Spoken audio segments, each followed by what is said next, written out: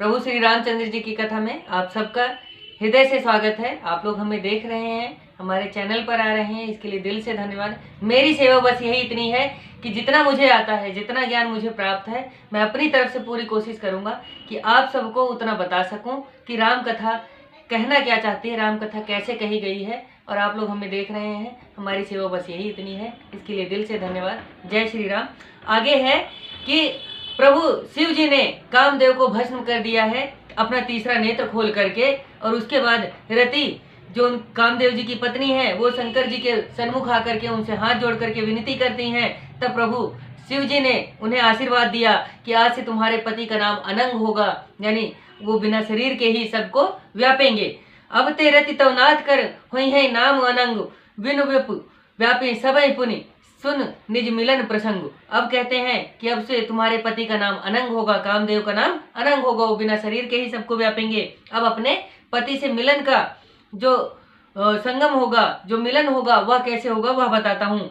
जब जदवंश कृष्ण अवतारा हुई है हरण महामय भारा, कृष्ण तनय हुई है पति तोरा, बचन अन्न था होय न मोरा। जब यदुवंश में पृथ्वी के बड़े हुए भार को हराने के लिए श्री कृष्ण अवतार होगा, तब तुम्हारा पति उनका पुत्र प्रद्युम्न होगा, मेरा वचन झूठा नहीं है। भगवान शंकर ने रति को वहीं पर आशीर्वाद दिया कि जाओ, अभी तुम्हारे पति का नाम अनंग होगा, वे सबके शरीर में बिना शरीर के ही व्यापेंगे। अब अपना मिलन सुनो। जब यदुवंश में भगवान कृष्ण दोबारा से जन्म लेंगे, भगवान प्रभु जब दोबारा जन्म लेंगे, कृष्ण अवतार लेंगे, उस समय जो उनका पुत्र प्रद्युम्न होगा वही तुम्हारा पति होगा, मेरा वचन झूठा नहीं है, यह मेरा आशीर्वाद है। रति गवनी सुनि शंकर बानी, कथा पर अब कहाँ बखानी, देवन समाचार सब पाए, ब्रह्मादिक वैकुंठ सिधाए। शिव जी की बात सुनकर रति चली गई। अब दूसरी कथा कहता हूँ।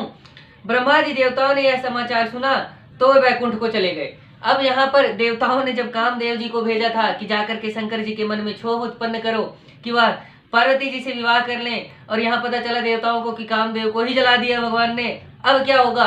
तो अब सब ने क्या किया कि सब मिल करके ब्रह्मा और सारे देवतागण मिल करके विष्णु जी के पास जाते हैं, क्योंकि शंकर भगवान विष्णु के परम भक्त हैं। तो वो सब वैकुंठ धाम को यानी भगवान विष्णु जी के पास जाते हैं। सब सुर विष्णु विरंच समेता गए जहाँ शिव कृपा निकेता, पृथक पृथक तिनकीन प्रशंसा, भय प्रसन्न चंद्र अवतंसा। वहां से विष्णु और ब्रह्मा सहित सब देवता वहां गए जहाँ कृपा निधान शिव जी थे। सबने अलग अलग स्तुति की, तब चंद्रभाल शिव जी प्रसन्न हुए। अब वहां से क्या हुआ कि सारे देवता और ब्रह्मा सब जो है विष्णु जी के पास गए और विष्णु जी को मनाया।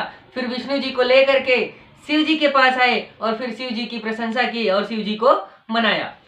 बोले कृपा सिंधु वृषकेतु, कहाँ अमर आए के हेतु, का विधि तुम प्रसन्न प्रभु अंतर्यामी, तदपि भगति बस बिनो स्वामी। कृपा के समुद्र शिव जी बोले, हे देवताओं, हे अमर, किस निमित्त यहाँ आए हो। ब्रह्मा जी ने कहा, हे प्रभु आप अंतर्यामी हैं, तो भी हे स्वामिन भक्तिवश आपसे विनती करता हूँ। अब ब्रह्मा जी कहते हैं हाथ जोड़ करके कि हे प्रभु, हे शिव जी, आप तो अंतर्यामी हैं, सब कुछ पहले से ही जानते हैं, फिर भी अपनी भक्ति के अनुसार हम आपसे एक विनम्र निवेदन करने आए हैं। सकल सुरन के हृदय शंकर परम उछाव, निज नयनन देखा चाहो, नाथ तुम्हार विवाह। अब ब्रह्मा जी ने हाथ जोड़ करके क्या कहा कि हे प्रभु, हे शंकर भगवान, सभी देवताओं के मन में ऐसा परम उत्साह है कि वह आपका विवाह देखें। यह उन्होंने उनसे प्रणाम करके कहा कि हे शंकर जी, सबके मन में यही प्रसन्नता होगी अगर आप विवाह करें और हम लोग देख सकें।